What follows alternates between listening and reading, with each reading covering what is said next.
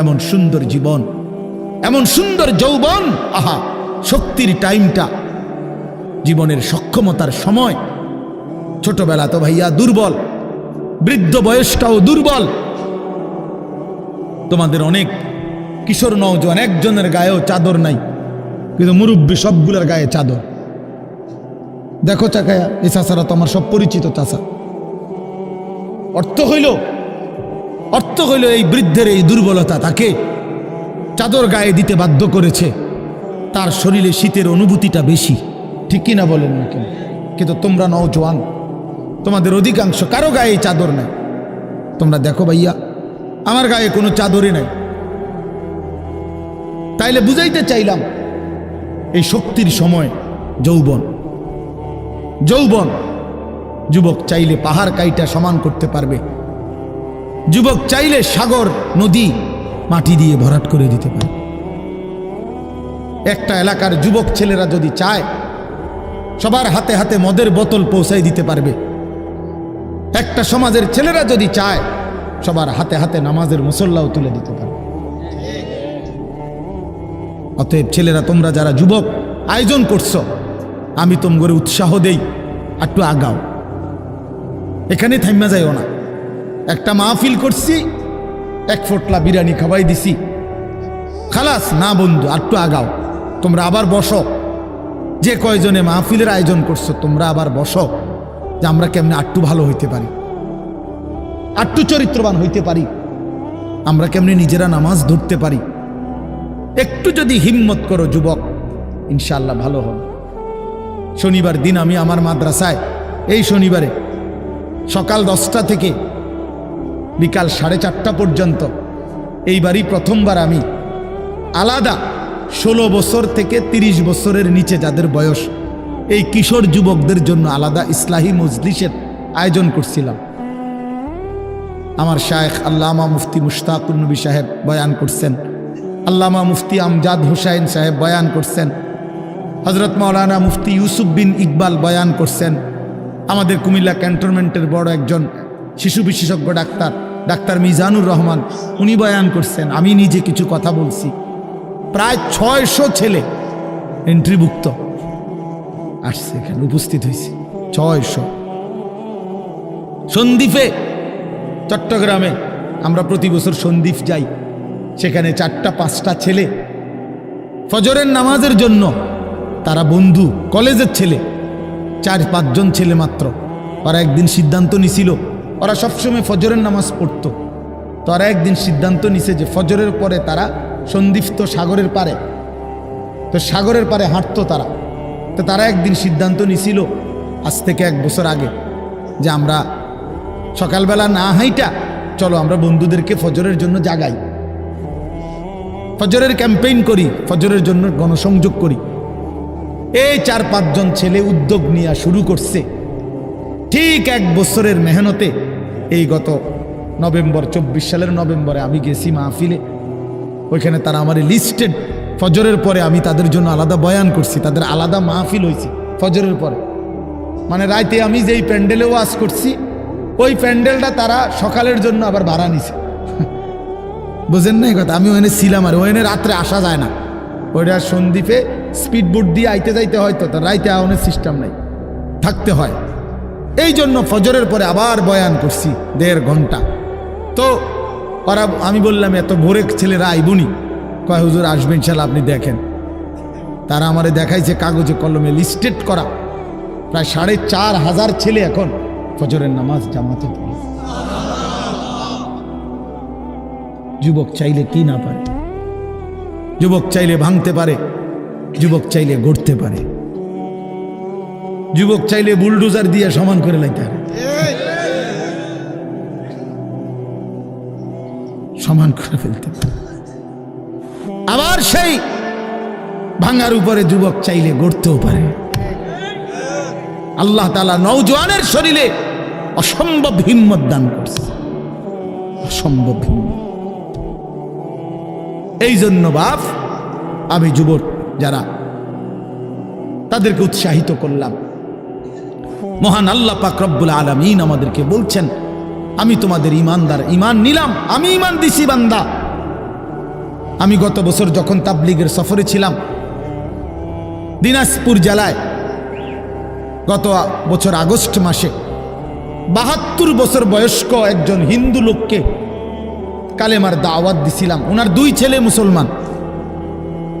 ওনারে আমি 2.5 ঘন্টা কালেমার দাওয়াত দিছি। আমরা 3 জন আলেম মিলে কত অনুনয় বিনয় করছি, কাকুতি মিনতি করছি, কাঁদছি, চোখের পানি ফেলছি। একটা বার চাচা কালেমা পড়েন, আপনার ছেলে মুসলমান, ছেলের বউ মুসলমান, আপনার নাতি নাতনি সব মুসলমান, আপনি এখনো বসে আছেন কেন? আহা, এই ৭২ বছর হয়ে গেছে। বুড়া মিয়া কয় আমি ওটা বলবো না, পড়বো বলে নাই। আমি আমার সাথীদের কাছে, আমার 26 জন সাথী নিয়ে চিল্লায় গেছি। 16 জন আলেম, এক চিল্লা সফরে 950 মানুষ আল্লাহর রাস্তায় বের হয়েছে চিল্লার জন্য। আলহামদুলিল্লাহ, আল্লাহই করাইছে। তো বলতেছিলাম, আমি সাথীদের কাছে এসে বলছিলাম যে দেখেন ৭২ বছর বয়স হয়ে গেছে, এক আল্লাহর বান্দা, তার জবান দিয়া কোনোদিন তার মালিকের নামটা বের হয়। আমারে আপনারে আল্লাহ তাআলা কত বড় তৌফিক দিছে যে আমরা কত হাজারবার, লক্ষবার কালেমা লা ইলাহা ইল্লাল্লাহ মুহাম্মাদুর রাসূলুল্লাহ এটা যে আমরা পড়তে পারি, পড়তে পারছি, এই সৌভাগ্যের কৃতজ্ঞতা কি? এটা যদি আল্লাহ আমগো জবান দিয়ে কোনোদিন না বলাইতো। কথা বলে না বাপ, এই ছেলেরা মিয়া, এই আব্বাস যারা নামাজ পড়ো না, আরে না ফরমান, তুই যদি হিন্দুর ঘরে জন্ম নিতে, তুই যদি ইহুদির ঘরে জন্ম নিতে, তুই যদি খ্রিস্টানের ঘরে জন্ম নিতি, বেটা কি হতো জীবন যদি কোনোদিন কালেমার আহ্বান না শুনতা? তুমি তো মুসলমানের ঘরে জন্ম নিয়া এভাবে ইমানকে ফেলে দিলা। মুসলমানের ঘরে জন্ম নিয়ে এভাবে নামাজকে প্রত্যাখ্যান করলা। ছি ছি ছি ছি, তোমারে দেখে তো হিন্দুও হাসবে, তোমারে দেখে তো ইহুদিও হাসবে, তোমারে দেখে তো খ্রিস্টানও হাসবে, যে দেখছো হয় নাকি শ্রেষ্ঠ জাতি, ওদের ধর্ম নাকি শ্রেষ্ঠ ধর্ম, ওদের ধর্ম কোরআন নাকি শ্রেষ্ঠ কিতাব, ওদের শ্রেষ্ঠ ধর্ম ওদেরই পছন্দ হয় না, ওদের শ্রেষ্ঠ কিতাব ওরাই পড়তে পারে না। তো এটা কিসের শ্রেষ্ঠ? কথা বলেন না। তাহলে আমি তো আমার ধর্মের অপমান। কথা বলেন না, আমি আমার ধর্মের অপমান না, আমি আমার কোরআনের অপমান। এজন্য তোমরা যারা বেনামাজি ছেলে, তোমরা ধর্মের অপমান। তোমাদের যাদের চুল বেঈমানের মতো, তোমরা মুসলমান ধর্মের অপমান। তোমাদের কারণে আমার ধর্ম লজ্জিত, তোমাদের কারণে ধর্ম বেইজ্জতি হয়েছে। তোমরা ইসলামকে অপমানিত করলা, আল্লাহকে অপমানিত করলা, আমার নবীর শ্রেষ্ঠতম 23 বছরের আদর্শকে তোমরা অপমানিত করলা। এই অপমানের বিচার আল্লাহ করবে, মনে রাখো, ছেড়ে দিবে না বাপ। আল্লাহ কোরআনে বলছে, বান্দা আমি 1 সেকেন্ড ছাড়বো না, আমি হিসাব নিব। তুমি আমারে কি মনে করছো বান্দা? বাদুগা খাওয়াইছি দেখিয়া তুমি মনে করছো আমি মাতি না? হ্যাঁ, কিটা মনে করছো? এ পেশাব পায়খানার ভাত তুমি মনে করছো আমি কিছুই বলবো না, কিছুই বলবো না। তুমি জানো না ফেরাউনকে শোয়াইছে কে? তুমি জানো না কারুনকে শোয়াই দিছে কে? তুমি জানো না নমরুদ সাদ্দাতকে নিশ্চিহ্ন করে দিয়েছে কে? তুমি শোনো নাই? তুমি আন্দাজ করো নাই আমি আল্লাহ কেমন? এই পৃথিবীর কত অবাধ্য জাতিকে আমি আল্লাহ ধ্বংস করে দিয়েছি, শোনো নাই? কই, গোটা পৃথিবীর সমস্ত আধুনিক প্রযুক্তি থাকার পরেও তো বাবা আমেরিকার ওই বেঈমানরা, ক্যালিফোর্নিয়ার লস অ্যাঞ্জেলস তাদের একটি স্টেট আগুনে দাবানলে পুরে ছাই হয়ে গেছে। লক্ষ লক্ষ কোটি কোটি মিলিয়ন বিলিয়ন ডলারের এক এক বিল্ডিং। আপনারা মুরব্বীরা মিলিয়ন বিলিয়ন ডলার কি তাই বুঝতেন না? কয়টা আপনি 1 মিলিয়ন বিলিয়ন ডলার কত টাকা? কমপক্ষে 300 টাকার বেশি। মানে আপনি এটি বুঝতেন না, টেহাইডি এটান বুঝতেন না। কথা বুঝছেন কিনা? হ্যাঁ, আমরা কিতাবে পড়ছি এক বুজুর্গকে, হ্যাঁ, একটা জিনিস দামি ওনার কাছে ছিল, তো ওনার কাছে বলছি এটা আপনি বিক্রি করে দেন। কত মূল্য? উনি বলছে 100 দিরহাম, 100 টাকা। তখন উনি যখন বিক্রি করে দিছে, ওনারে 100 দিরহাম দিছে, তো অন্য কেউ ওনারে পরে বলছে, হায় হায় জনাব, আপনি তো বহুত বড় ঠকছেন, মাত্র 100 টাকা দাম চাইলেন, এটার দাম তো আরো অনেক। তো উনি বলছেন, আল্লাহর কসম, 100 টাকার উপরে, 100 দিরহামের উপরে কোনো সংখ্যা আছে? আমার তো এটা জানা নেই, আমার তো এর উপরে কিছু জানা নাই। হ্যাঁ, আমার মেজো বোনের বিয়ে যখন হয়েছিল, মেজো বোন, আমি তখন প্রাইমারি শেষ করে মাদ্রাসায় ভর্তি হয়েছি, এই সময় আমার বোনের বিয়ে হয়েছে। তো বোন জামাই যখন ওই আগে ছোটবেলায় বিয়ের দিন বোন জামাই যখন আসছে, তখন শরবত খাওয়াইছি যে গেইটে নাকি, তখন কিছু টাকা দিতে হয় না, যে শরবত খাওয়ায় তারে। তো আমারে 100টা টাকা দিছে উনি প্রথম। তো এগুলা নাকি ওনার কাছে আরো টাকা ছিল, তো এগুলোকে ওই আরো একটু সাফাসাফি করলে আরো দেয়, আরো কিছু দেয়, না মানলে আরো দেয়, এমনি এমনি নিয়ম ছিল। আমার 100 টাকা দিছে, আর এটা দেখে আমি একটা দৌড়ে আইয়ালাইছি। আমার পুরা মনে আছে, একেবারে কসম, আমার পুরো এখনো মনে হইলো আর এই কথাটা। আমার একেবারে আমার ভাই, চাচাতো ভাইটাই বা অন্যরা এত দমকাইছে, বেউকুফ, 100 টাকা লইয়া দুধ দিয়ে আইয়ালাইছ। আমি বলছি, আমি তো আসলে এর চাইতে বেশি টাকা জীবনে আর দেখি নেই। তো বলতে চাইলাম, হাজার হাজার কোটি কোটি মিলিয়ন ডলারের এই বাড়ি ভবন, এগুলো পৃথিবীর সর্বাধুনিক প্রযুক্তি দিয়ে, অত্যাধুনিক প্রযুক্তি থাকা সত্ত্বেও, আধুনিক সরঞ্জামাদি থাকার পরেও বাফ আল্লাহর দেওয়া আযাবে আগুনে যখন জ্বলছে, এই কয়দিন হইল, কোনো বেঈমানে 1 সেকেন্ডের জন্য আগুন নিভাইতে পারে নাই। 14,000 ফায়ার সার্ভিস কর্মী একসাথে আপনার পানি দিছে, আরো বাড়ে, আগুন আরো বাড়ছে। তার মানে বোঝা গেল, বাবা, পৃথিবীর কারো শক্তি মূলত কোনো শক্তি না, আল্লাহর শক্তির সামনে, আল্লাহর ফায়সালার সামনে। আল্লাহ যদি ভালো রাখে তাইলেই ভালো থাকা।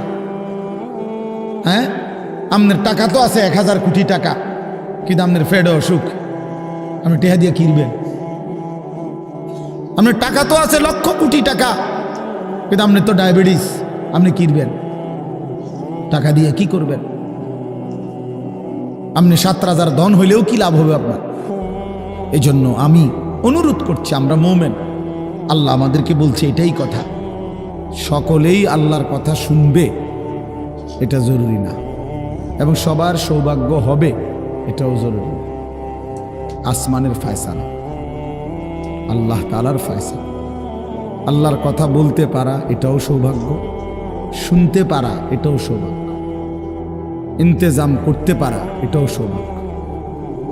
যালিকা ফাদলুল্লাহি ইউতিহি মান ইয়াশা। আল্লাহ তাআলা বলছেন, এটা আল্লাহ তাআলার ফজল, অনুগ্রহ, দয়া, তিনি যাকে ইচ্ছে করেন দিয়ে থাকেন, তিনি যাকে ইচ্ছে।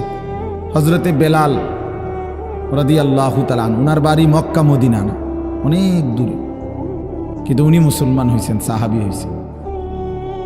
হযরতে হুযাইফা, নবীজির সাহাবী, ওনার বাড়ি মক্কা মদিনা না, ইয়ামান, উনি মুসলমান হয়েছে, সাহাবী হয়েছে। হযরতে সালমান, ওনার বাড়ি মক্কা মদিনা না, ওনার বাড়ি ইরান, পারস্য, তো উনি সেখান থেকে আল্লাহ আনাইছে, উনি কালেমাওয়ালা হয়েছে। হযরত আবু হুরায়রা রাদিয়াল্লাহু তাআলা, বিখ্যাত সাহাবী, সবাই নাম জানে, আবু হুরায়রার নাম সবাই জানেন না? উনিও কিন্তু মক্কা মদিনার মানুষ না, উনি দাউস গোত্র, এটা অনেক দূরের, কিন্তু সেখান থেকে আল্লাহ ওনাকে আনাইয়া মুসলমান হয়েছেন, সাহাবী হয়েছেন। কিন্তু আবু জেহেল বাড়ির কাছে, আল্লাহর ঘর কাবার সবচেয়ে কাছে, সর্বপ্রথম বাড়ি যার কাবা ঘরের পরে আবু জেহেলের বাড়ি। জানেন এটা? আবু জাহেলের ঘরের আগে কারো ঘর নেই, কারো ঘর ছিল না। নবীজির ঘরও আরো পিছনে ছিল, সবার ঘর পিছনে। কাবা ঘরের সবচেয়ে নিকটতম প্রতিবেশী ছিল আবু জাহেল। তো কি হয়েছে এতে? কিন্তু বদনসিব, আবুল আহাব কাছে ছিল, বঞ্চিত। এই জন্য এটা আসমানের ফয়সালা। এত কাছে থেকে বঞ্চিত হলো কেন? এত দূরের থেকে আসলো কেন? বুঝছেন না হিসাবটা? তাহলে মূলত ফয়সালাটা কার? ইউতিহি মান ইয়াশা। আল্লাহ বলছেন আমার অনুগ্রহ, আমার দয়া আমি যাকে ইচ্ছে করে দিয়ে থাকি, আমি যাকে ইচ্ছে করে দিয়ে থাকি। এই জন্য বললাম আর কি, আমি সবাই শুনতে পারবে, শুনবে এটা জরুরি না। আল্লাহ যাকে পছন্দ করে, ইচ্ছে করে, তাকে আল্লাহ তাআলা দ্বীনের বুঝ দান করে। হাদিসের মধ্যে আছে মাইয়ুরিদিল্লাহু বিহি খায়রান ইউফাক্কিহু ফিদ্দীন।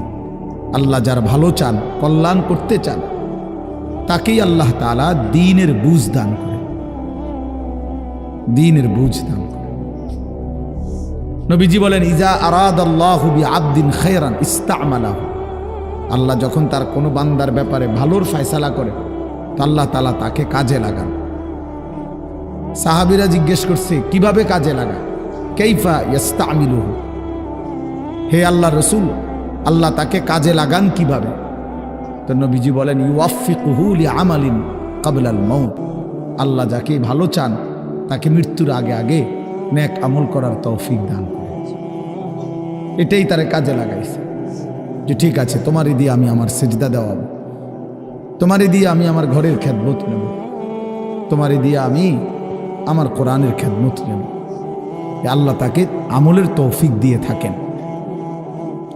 তাইলে এই জন্য বললাম, এটা সব সময় মনে রাখবে, আল্লাহর দেওয়া তৌফিক ছাড়া বান্দা নামাজ পড়তে পারে না। বাত আল্লাহ সবাইকে খাওয়ায়, সেজদা আল্লাহ সবাইকে দিয়ে দেওয়ায় না। দুনিয়ার প্রয়োজন আল্লাহ সকলের প্রয়োজন পূরণ করে। জন্তু জানোয়ার, কুকুর বিড়াল, সাপ বিচ্ছু, কাফের মুশরিক বেঈমান নাস্তিক মুরতাদ, এদের সকলের দুনিয়াবি প্রয়োজন আল্লাহ পূরণ করে। এই খানা পিনা, পেশাব পায়খানা, হ্যাঁ জরুরত, এগুলো তো আল্লাহ তাআলা জন্তু জানোয়ারেরও পূরণ করে। কিন্তু সেজদা, আল্লাহর গোলামি, আল্লাহর ইবাদত সবাইকে দিয়ে আল্লাহ করায় না। আল্লাহ যাকে পছন্দ করে, ইচ্ছে করে, তাকেই আল্লাহ তাআলা তার দ্বীনের জন্য কাজে লাগায়, আল্লাহর ইবাদতের তৌফিক দান করে। এই জন্য এটা সবসময় মনে রাখতে হবে। নবী সাল্লাল্লাহু আলাইহি ওয়াসাল্লাম দোয়া করতেন যে আল্লাহ আমার ইবাদত, আপনার ইবাদত সুন্দরভাবে করার জন্য আপনি আমারে সাহায্য করেন।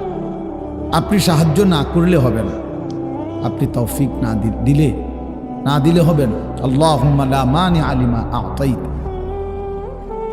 আপনি দিলে বাধা দিবে কে? আপনি না দিলে দিবে কে? আপনাকে বাদ দিয়ে কারো কোনো চেষ্টায় কি লাভ হবে? কোনো লাভ হবে। এই জন্য এটা অনেক বড় ইহসান, আল্লাহ তাআলার দয়া। আল্লাহ যাকে পছন্দ করে, ইচ্ছে করে, দয়া করেন, আল্লাহর ইচ্ছা হয় আল্লাহ তাকে কোরআন পড়তে দেয়, দ্বীন মানতে দেয়, আল্লাহকে সেজদা করতে দেয়। আর এমনি বাকিদেরকে আল্লাহ খাওয়ায় পড়ায়। এটা একটা কমন ব্যাপার। আল্লাহ তাআলা বলছেন আমি অনুগত অবাধ্য সবাইকেই খাওয়াই। কাফের মুশরিক বেঈমান কারো রিজিক দুনিয়াবি আমি আটকাই না। এই জন্য আল্লাহ তাআলা ফেরাউনকেও রিজিক দিছে, মুসা নবীকেও রিজিক দিছে না? নমরুদকেও রিজিক দিছে, ইব্রাহিম আলাইহিস সালামকেও রিজিক দিছে। আল্লাহ তাআলা আবু জেহেল আবুল আহাবকেও রিজিক দিছে, নবী সাল্লাল্লাহু আলাইহি ওয়াসাল্লামকেও রিজিক দিছে। তাহলে দুনিয়ার প্রয়োজন সকলের পূরণ করছে, সকলের। কিন্তু আখিরাত সমান না, আখিরাত ভিন্ন। আখিরাত শুধুই ইমানদারের। পরকালের সুখ শান্তি নিয়ামত শুধুই ইমানদারের, শুধুই সেজদাওয়ালার। কোরআন শরীফে আছে আল্লাহ তাআলা বলবে কুলু ওয়াশরাবু হানিআম বিমা কুনতুম তা'মালুন। আমার বান্দা বিগত জীবন দুনিয়াতে যে আমল করছো তার বিনিময়ে আজকে জান্নাতে খাও, পান করো, ওগুলোর বিনিময়। কুলু ওয়াশরাবু হানিআম বিমা আসলাফতুম ফিল আইয়ামিল খালিয়া। আল্লাহ বলেন, জান্নাতীকে বলবে, বান্দা নিশ্চিন্তে আরামসে দুনিয়ার জীবন যে তুমি নেক আমল করেছো তার বিনিময়ে আজকে আরামসে নিশ্চিন্তে নির্বিঘ্নে আমার জান্নাতে খাও এবং পান করো। জাযাআম বিমা কানু ইয়ামালুন। আল্লাহ তাআলা বলেন, জান্নাতের এই নিয়ামত বান্দা তোমাকে দিলাম কিসের বিনিময়? জাযাআম বিমা কানু ইয়ামালুন, ওই যে দুনিয়ায় আমল করেছিলে তার বিনিময়। এ তোমার সেজদার বিনিময়, এ তোমার রুকুর বিনিময়, এটা তোমার জিকিরের বিনিময়, আমার গোলামের বিনিময়, আমার বন্দিগির বিনিময়। এই জন্য আখিরাত শুধুই মোমেনের জন্য, পরকাল শুধুই ইমানদারের জন্য। এই জন্য আল্লাহ তাআলার তৌফিক ছাড়া বান্দা আমল করতে পারে না, নামাজ পড়তে পারে না, সেজদা দিতে পারে না। কত ছেলে দেখেন না, চোখের সামনে এক ওয়াক্ত নামাজ পড়ে না, জানেও না সে মানুষের বাচ্চা নাকি জানোয়ার, এটাও জানে না। হাইওয়ান কিনা না মানুষ বলতে পারে না। কে পাঠাইলো, কেন পাঠাইলো, কে সৃষ্টি করলো, কেন সৃষ্টি করলো, কি জন্য আসলো, কিচ্ছু জানে না, কিছুই জানে না। লক্ষ্য উদ্দেশ্যহীন, গন্তব্যহীন এক পাগল, মাতাল, ছাগল, যা মন চায় তাই করে, যা মন চায়। এটা জিন্দিগি আর কি। এ তো লক্ষ্য উদ্দেশ্যহীন জীবন, জন্তু জানোয়ারের জীবন। মুসলমান তো তাকে বলে যার সুনির্দিষ্ট গন্তব্য জানা আছে। ইমানদারের গন্তব্য জানা আছে যে আমার গন্তব্য কোথায়, আমার এটা হায়াত, এরপরে আমার মৃত্যু, কবর, এরপরে আমার হাসরের মাঠ, এরপরে আমার মিজান হিসাব, এরপরে আমার ফুলসেরাত, এরপরে আমার জান্নাত। আমার টার্গেট জানা আছে, আমার গন্তব্য জানা আছে। আমি থামবো সেদিন, জান্নাতে যাব যেদিন। আমার টেনশন দূর হবে সেদিন, আমি জান্নাতে ঢুকবো যেদিন। ওয়াকালুল হামদুলিল্লাহিল্লাযী আযহাবা আন্নাল হাযান। কোরআনুল কারীমের মধ্যে আছে, আল্লাহ তাআলা বলেন, জান্নাতি বান্দা জান্নাতে ঢুকে বলবে, আল্লাহ আপনার প্রশংসা করছি, আজকেই আমার চিন্তা পেরেশানি জীবনের তরে শেষ হলো। আজ আমি জান্নাতে ঢুকলাম, এবার আমি নিশ্চিন্ত হলাম, নিশ্চিন্ত হলাম। আর কোনোদিন এই জান্নাত থেকে বের হতে হবে না। আল্লাহ তাআলা বলছেন, আর কখনোই এখান থেকে বের হইতে হবে না। খালিদিনা ফিহা আবাদা, চিরস্থায়ী। চলেন বাপ, এই জন্য বললাম নিজেদের ছেলে, নিজেদের মেয়ে, নিজেরাও ইনসাফের সাথে ভাইবেন যে আপনি আখিরাত চিনেন কিনা। আপনার ছেলে মেয়েগুলো যেই জীবন পরিচালনা করতেছে, এতে কি মনে হয়, এতটুকু আন্দাজ করা উচিত যে আমার ছেলে আসলে আখিরাত চিনে কিনা, আমার ছেলের সামনে কোনো গন্তব্য আছে কিনা, নাকি এই মোবাইল, নারী, ছবি, জিনা, ব্যভিচার, মদ, জুয়া, নাচ, গান, উলঙ্গ দৃশ্য, হালাল হারামের কোনো বাজ বিচার নাই, পাক নাফাকের কোনো বাজ বিচার নাই, লজ্জা শরম হায়া কিচ্ছু নাই। যখন যা মন চায় খাইতেছে, হ্যাঁ, যা মন চায় তাই করতেছে। তো এই খামখেয়ালি জীবন, যখন যা মন চায় তাই, হালাল হারাম, জায়েজ না জায়েজের জীবন, যার পার্থক্য নাই। আল্লাহ তাআলা কোরআনে বলছে তার উদাহরণ হলো ফামাসালুহু কামাসালিল কাল, কুত্তার মতো। হ্যাঁ, এটা কোরআন শরীফের আয়াত। ওই জীবন কুত্তার জীবন, কুকুরের জীবন। এই জন্য আমি সবসময় এটা বুঝি, বেনামাজির জিন্দেগি কুত্তার জিন্দেগি। এই ফজরের নামাজ না পড়ে যে জানোয়ারগুলো ঘুমায় থাকে, এগুলা কুকুরের জিন্দেগি। খালাস। এই সুদখোরগুলো যে জিন্দেগি কাটায়, এগুলো কুকুরের জিন্দেগি। এই হারামখোরগুলো যে জীবন কাটায় এটা জানোয়ারের জীবন। কোরআন শরীফের আয়াত এটা। ওয়াত্তাবাআ হাওয়াহু ফামাসালুহু কামাসালিল কালব। আল্লাহ বলছে মনের ইচ্ছা মতো যে চলে, আল্লাহর হুকুমের পরোয়া করে না, হালাল হারাম এর পার্থক্য যে মানে না, আল্লাহ বলছে তার উদাহরণ কামাসালিল কালব, কুত্তার মতো, কুকুরের মতো। ইন তাহমিল আলাইহি ইয়ালহাস আও তাতরুকহু ইয়ালহাস। আল্লাহ বলছে কুকুরের স্বভাব, দৌড়ানি দিল জিব্বা লম্বা করে হাঁফায়, ছেড়ে দিল দাঁড়ায়া দাঁড়ায়া জিব্বা লম্বা করে হাঁফায়, জিব্বা লম্বা করে হাঁফায়, এমন করে। এই কুকুরের স্বভাব। পেলেও অতৃপ্ত, না পেলেও অতৃপ্ত, থাকলেও অশান্তি, না থাকলেও অশান্তি। কারণ হারাম করছে, নাফরমান যে, আল্লাহর অবাধ্য যে, পাক নাফাক, হালাল হারাম। যার কাছে সুদ আর ব্যবসা একই রকম মনে হয় সে কি মানুষ নাকি? যার কাছে আপন বউ পরের মহিলা সমান মনে হয়, নিজের বউও দেখে, মানুষের ভিডিও দেখে, তো তার কাছে কি কোনো হালাল হারামের পার্থক্য আছে কি? তো সে জানোয়ার না তো জানোয়ার কে? সে জানোয়ার না তো জানোয়ারটা কে? তাইলে বলে ইনসাফের কথা বলে, নাহলে বিচারে কর কি কয়। এই জন্য এটা সবসময় মনে রাখবেন, জওয়ান হন আর বুড়া হন, আমি হই আর আপনি হন, হালাল হারামের পার্থক্য যার মধ্যে নাই, কুকুরের মধ্যে কোনো হালাল হারামের পার্থক্য নেই, কুকুরের মধ্যে পাক নাফাকের কিছু নেই, কারণ যেহেতু সে জানোয়ার। কিন্তু মানুষ যে ইনসান, তার সৃষ্টিগত সত্তার মধ্যে হালাল হারামের অনুভূতি থাকতে হবে। মুসলমান তাকেই বলবে যার মধ্যে জায়েজ না জায়েজের পার্থক্য আছে, হালাল হারামের অনুভূতি আছে, পাক নাফাকের অনুভূতি আছে। কোরআনুল কারীমে আল্লাহ তাআলা এটা বলছেন। এজন্য নবীজি বলছেন আল হালালু বাইয়িন ওয়াল হারামু বাইয়িন। যেটা হালাল এটা স্পষ্ট, যেটা হারাম এটাও স্পষ্ট। নবীজি বলেন আমি অন্ধকারে রেখে যাই নাই উম্মতকে, একটা সেকেন্ডের জন্য আমি আমার উম্মতকে আড়ালে রেখে যাই নাই, সব কিছু আমি স্পষ্ট বলেছি। হালালগুলোও পরিষ্কার করে দিছি, হারাম যা তাও স্পষ্ট করে দিয়েছি।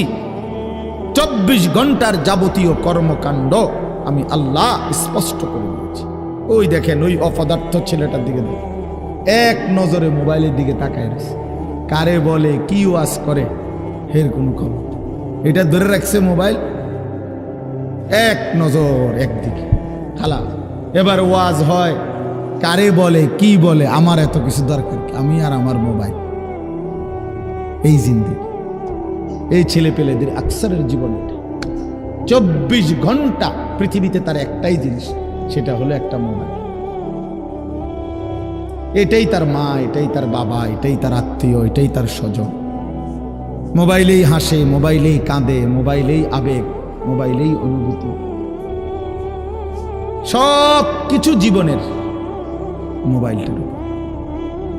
কোত্থেকে আসলো, কে বানাইলো, কে সৃষ্টি করলো, কেন পাঠাইলো, কে আমারে বানাইলো, আমি কোত্থেকে আসলাম, কেন রাত হয়, কেন দিন হয়, আমার কোনো দায়িত্ব আছে কিনা আমার আল্লাহর পক্ষ থেকে, কিচ্ছুর কোনো সামান্যতম বুঝ বুদ্ধি আকল দিমাগ কিচ্ছু। 365 দিন, এক বছরে কোনো দিন নামাজ পড়ে না, তারও কিছু মনে পড়ে না, কেউ তারে মনে করাইও দেয় না। কই তার বাপ কেনা, তার মা কি, কেউ একটু বলেও না যে কিরে বাপ তুমি যে এক ওয়াক্ত নামাজ পড়ো না, তুমি মুসলমানের বাচ্চা হইলা কেন, তুমি মানুষের বাচ্চা হইলা কেন। তার মা একটাবার বলে না, মা এ কেমন, সন্তানই কেমন। আমার খুব আফসোস লাগে, এটা খুব আফসোস লাগে। মাঝে মাঝে মনটা চায় যে কি আসলে কি মুসলমান এত পাষাণ হইল কেমন? বাপে কেমন, সন্তানেই কেমন, মাই কেমন, মেয়েটাই কেমন। কেউ পর্দা করেন, মাও বেপর্দা, মেয়েও বেপর্দা। বাপ ফুত জি ছেলে মেয়ে সবাই মিললে টেলিভিশন চায়, একসাথে নাচ গান নর্তকের ছবি নাটক সিনেমা দেখতেছে। ছি ছি ছি ছি, কত নিকৃষ্ট মুসলমান, কত বেশরম বেহায়া নির্লজ্জ হইলে এত বড় বেশরম হইতে পারে? আত্মমর্যাদা, আত্মসম্মান, লজ্জা যদি এক বিন্দু থাকতো তাইলে তো বাবা জিজ্ঞেস করতো যে কিরে বাপ, তুই মুসলমানের ঘরে জন্ম নিয়া এক ওয়াক্ত নামাজ পড়ে না, তুই কেমনে রে আমি মুসলমানের সন্তান হইলি? তুই মুসলমানের ঘরে সন্তান হইলি কেমন? আরে এইটা তো আগে বোঝাপড়া করার বিষয় ছিল। তোর বিদেশ, তোর চাকরি, তোর দাখিল, তোর এসএসসি বেড়া এডি বাদ দে বেড়া, থো বেড়া এডি পরের কথা বেড়া। আগে তুই মুসলমানের বাচ্চা কিনা আগে এটা বল বেটা। তোর নামাজের বোঝাপড়া কর আগে বেটা। কিসের তোর বিদেশ, আবার কিসের তোর দেশ? তোর চাকরি দিয়ে আমি করব কি? তোর ব্যবসা দিয়ে আমি করবো কি? তোর উপার্জন খাইয়া আমি করবো কি বেটা? তুই তো হারাম কর, তো নাফরমান। এতটুকু যদি বিবেক বাবার না থাকে, সেটা কেমন বাপ? এ কেমন অভিভাবক? এ কেমন মুসলমান মা বাবা যাদের হৃদয়ে এই কথা আসলো না? আপনার তো উচিত ছিল আগে এই বুঝাপড়া করা। আগে ছেলের সাথেই বুঝাপড়া করেন। তুই মুসলমানের বাচ্চা কিনা আগে এটা বল। মুসলমানের বাচ্চা 16 বৎসরে এক ওয়াক্ত নামাজ ছাড়া থাকে কেন? কথা বলেন, ইনসাফ কি বলে? ইনসাফের কথা বলেন, বিচারের কথা বলেন। ছেলেগুলোকে আপনারা এভাবে ছেড়ে দিলেন, আর তোমরা ছেলেরাও বাবা এভাবে নষ্ট হয়ে গেল। অনাদরে, অবহেলায় এমন সুন্দর জীবন, এমন সুন্দর যৌবন, শরীর স্বাস্থ্য সব শেষ করে দিলাম। একবারও মনে পড়লো না তোমারও তো শেষ আছে বাপ। রাত যেমন ভোর হয়, দিন যেমন রাত হয়, তোমারও হায়াতও একদিন শেষ হয়। প্রতি ঘন্টা, মিনিট, সেকেন্ড যায় মানে তোমার হায়াত যায়, আমার হায়াত যায়, ঠিক না? তো আল্লাহ আমাদেরকে বুঝ দান করেন। এজন্য বাপ আমরা ভাবা উচিত, আমাদের এটা ফিকির করা উচিত। এ ছোটরাও, বড়রাও, মাঝ বয়সীরাও, এত লাগাম ছাড়া মানুষ হয় না। মুসলমানের জীবন এত বড় জন্তু জানোয়ারের মতো হওয়ার কথা না বাবা। হ্যাঁ, গুনাহ হইতে পারে, গুনাহ আমারও আছে, আপনাদেরও আছে, গুনাহ হইতে পারে, হবে। সেটা হলো হুঁচট খাওয়া। মানে চলার পথে আমি 10 কিলো পথ হাঁটলাম, আমি 30 কিলো পথ গেছি এক জায়গা থেকে আরেক জায়গায়। তো এই চলার পথে হয়তো একবার আধবার পড়ে যাইতে পারি, পিছলা খাইতে পারি, ঠিক আছে, এটা হইতে পারে। কিন্তু আমি বুঝি 30 কিলোমিটার একেবারেই পড়ে রইলাম, পিছলা খাইয়া রইলাম, তাহলে ভুল আমার হইতে পারে, গুনাহ আমার হইতে পারে। আমার 6 মাসে কোনোদিন নামাজ ছুটে যাইতে পারে। আমি জীবন চলার পথে কখনো কাউকে রাগ করতে পারি, গালি দিয়া লাইতে পারি, এটা তো হওয়া স্বাভাবিক, হইতে পারে। কিন্তু লাগাতার প্রতিদিন একরকম, এটা মুসলমান? কথা বুঝছেন কিনা আমার? আপনি বুঝি এখানে প্রত্যেকদিন মিশা কথা কইবেন, আপনি বুঝি প্রতিদিন সুদ খাইবেন, আপনি বুঝি প্রত্যেক দিন ওজনে কম দিবেন, এটা বুঝি মুসলমান?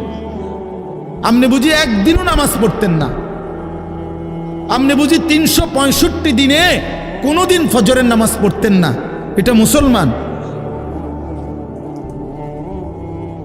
তো এটা তো হুচট খাওয়া না, এটা তো গাদ্দারি, এটা তো ইচ্ছা করে ঠান্ডা মাথায় ধীরে সুস্থে ভেবে চিনতে আল্লাহর সাথে গাদ্দারি করতেছে, আল্লাহরে বুড়া আঙ্গুল দেখাইতেছে যে দেখো কইলা কেন সেজদা দিতাম না, চাই কিতা করতাম। আল্লাহ বলবে অসুবিধা নাই বান্দা, বাতে না খাও, আর তো বেশি কিছু না, দুগা খানাই তো খাও আর ঘুম যাও, খানা তো কুত্তাও খায়। তবে মনে রাখো কবরে আইসো একটা লাথি দেওয়া মু ফেরেস্তারে দিয়া, একটা লাথি, এক লাথিতে বুঝবা আমার নাফরমানির শাস্তি কি। কাল্লা সাউফা তা'লামুন সুম্মা কাল্লা সাউফা তা'লামুন। আল্লাহ বলে বান্দা কবরে আইসো, আমি বুঝায় দেব আমার নাফরমানির শাস্তিটা কি। ফেরেশতা দুই কান বরাবর। আল্লাহর নবী বলছেন নাফরমানের কবরে ফেরেশতা ফায়াদরিবু দারবাতান বাইনা উযুনাইহি, দুইটা কান বরাবর ঘাড়ের মধ্যে প্রত্যেকটা আঘাত করবে লোহার হাতুড়ি দিয়ে। ফায়াসিহু সাইহাতান, নাফরমান কবরে এত জোরে চিৎকার করবে ইয়াসমাউহা মান ইয়ালিহি ইল্লা সাকালাইন। আল্লাহর নবী বলেন দুনিয়াবাসী মানুষ এবং জিন ব্যতীত আল্লাহর সব সৃষ্টি ওই বেঈমানের কবরের চিৎকার শুনতে পাবে, এমন জোরে চিৎকার দিবে।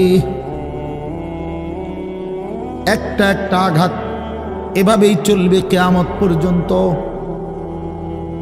এভাবেই চলবে কিয়ামত পর্যন্ত। আল্লাহর নবী সাল্লাল্লাহু আলাইহি ওয়াসাল্লাম বলেন নাফরমান পাপীকে যখন কবরে রাখা হবে, তিনটা প্রশ্নের উত্তর যখন নাফরমান দিতে পারবে না, সাথে সাথে কবর তারে এত জোরে একটা চাপ দিবে, একটা চাপ দিয়া ডান পাশের মাটি বাম দিকে, বাম দিকের মাটি ডান পাশে চলে আসবে। হাত্তা তাখতালিফা আদলাউহু, আল্লাহর নবী বলেন ডান পাশের পাঁজরের হাড্ডি ভাইঙ্গা বাম পাশে ঢুকে যাবে, বাম পাশের হাড্ডিগুলো ভাইঙ্গা ডান পাশে ঢুকে যাবে। নবীজি দেখায় দিছে হাত্তা তাখতালিফা আদলাউহু, এইভাবে দুই আঙ্গুল একটা যেমন আরেকটার মধ্যে ঢুকে যায়, আল্লাহর নবী বলেন এভাবে পাঁজরের হাড্ডি একটা আরেকটার মধ্যে ঢুকে যাবে। কি বাপ মনে করছো তোমারে এমনে এমনে ছেড়ে দিব? কি মনে করছো যার ভাত খাইলা তার বুঝি হিসাব দিতে হবে না? কি মনে করছো মুফত এটা? হ্যাঁ, কার পানি পান করেছো, কার ভাত খেয়েছো, কার আসমান, কার জমিন, কার চন্দ্র, কার সূর্য ব্যবহার করেছো বান্দা? কার এটা? তোমার আব্বার? শরীরটা তোমার বাপের নি, চোখ নাক কান তো তোমার আল্লাহর। আলাম নাজআল লাহু আইনাইন ওয়া লিসানান ওয়া শাফাতাইন। আল্লাহ বলে বলো না বান্দা আমি কি দুইটা চোখ দেই নাই? ওহ বাবা কথা কই, আমি কি জিহ্বাটা দেই নাই? আমি কি দুইটা ঠোঁট দেই নাই? তো উত্তরে কি বলবেন যে না দেন নাই? কি বলবেন? কথা বলেন।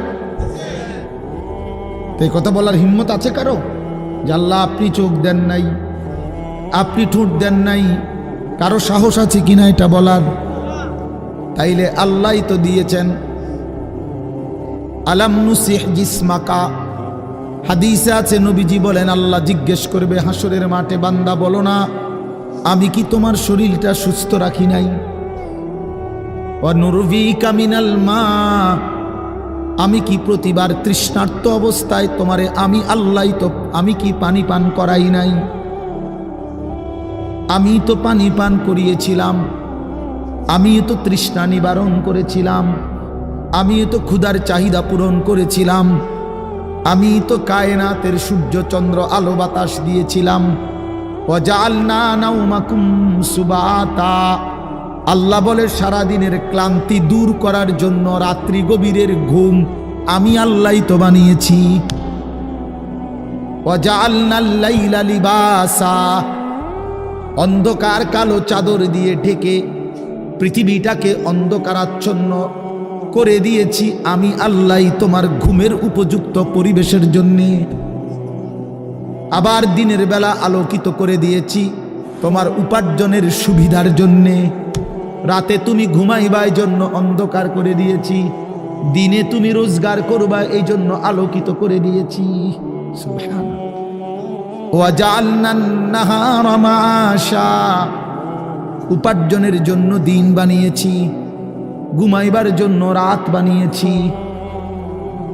ওয়াজআলনা সিরাজাও ওয়াহাজা, একটা উজ্জ্বল সূর্য আমি আল্লাহই বানিয়েছি।